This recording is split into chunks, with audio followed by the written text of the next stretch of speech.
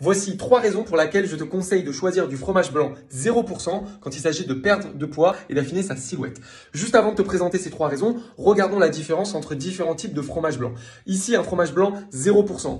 On peut regarder du coup le taux de protéines, on peut regarder le taux de lipides, donc les graisses dans le produit pour 100 grammes, ainsi que le total de calories pour 100 grammes.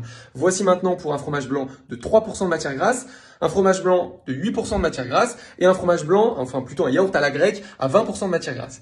Et donc, voici les 3 raisons. Première raison, le total de protéines. Comme tu as pu t'en rendre compte, le total de protéines est généralement plus élevé pour les fromages blancs 0%. Et ça va être intéressant d'un point de vue de la satiété, puisque les protéines vont rendre le produit plus rassasiant. Ça veut dire quoi? Ça veut dire que tu auras besoin d'en manger moins pour ne plus avoir faim. Et quand il s'agit de perdre de poids, on sait qu'on doit manger un petit peu moins pour perdre du poids. Donc, autant en mangeant moins, être plus calé, plus rassasié et ne plus avoir faim.